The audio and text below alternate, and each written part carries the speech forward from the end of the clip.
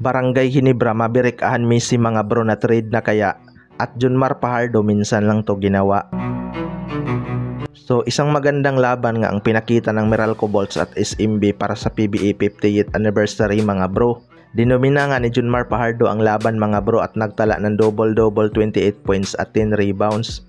Normal lang talaga kay Junmar Fajardo ang mga average ng double-double per game dahil sa kanyang size advantage mga bro. Kahit nga may import ay hirap pa rin pigilan itong si Junmar Fajardo. Pero sa laban nga nila kontra Meralco Bolts, mukhang gigil nga bumawi itong si Junmar Fajardo matapos silang talunin ng Meralco Bolts last Philippine Cup. Sariwa pa siguro kay Junmar Fajardo ang pagkatalo na yon kaya nagdunk party ito laban sa Meralco Bolts. Kahit malaki itong si Junmar Fajardo, minsan lang talaga natin tumakitan dumakdak ng mahigit isa sa laban. Kaya maraming ang natuwa sa kanya lalo na yung mga fans ng SMB. Wala din talaga gaanong haters itong si Junmar Fajardo mga bro dahil isa nga ito sa mga pinakamabait na player sa ating liga. Hindi ko pa nga ito nakitang nakipag-away pero kamuntika na si Calvin Abueva. Inaasahan din na isa ito sa mga magpapahirap sa Barangay Ginebra ngayong Philippine Cup mga bro. Although nahirapan nga ito kay Japit Aguilar noon, pero gigil din tong si Junmar makabawi kay Japit Aguilar. Aminin man natin o hindi, kakainin lang talaga ni Junmar Fajardo sa ilalim si Japit Aguilar kapag kondisyon itong si Junmar.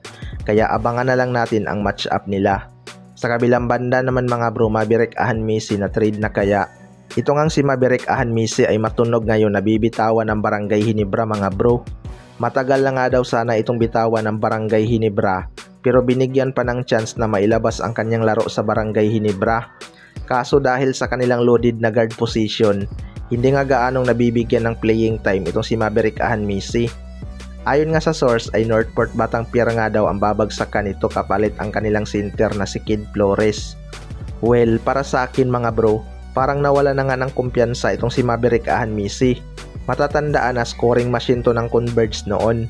Hindi nga lang nakapitalize ng Barangay Ginebra ang kanyang laro dahil more on passing nga itong sistema ni Coach Tim Cone. Effective nga ang laro ni Maverick Ahan Messi kapag madalas siyang nakakahawak ng bola. Kapag napunta ito sa Batang Pier, magandang tandem talaga kay Arvin Tolentino mga bro. Baka dito din maibalik ni Maverick Ahan Messi ang kanyang pagiging scorer gaya ni Arvin Tolentino. Playing time na consistent lang talaga ang kulang dito kay Maverick Ahan Messi mga bro. Kaso baka aayaw din to sa Northport Batang Pier dahil inayawan niya nga ang Converge noon. Pero bumaba talaga ang kanyang trade value sa Barangay Ginebra dahil bumaba din ang kanyang performance. Kaya abangan na lang natin kung ito tuloy ng Barangay Ginebra ang kanilang planong pag-trade kay Maverick Ahan Messi o bibigyan pa ulit nila ito ng chance. Kayo mga bro, na masasabi nyo tungkol dito?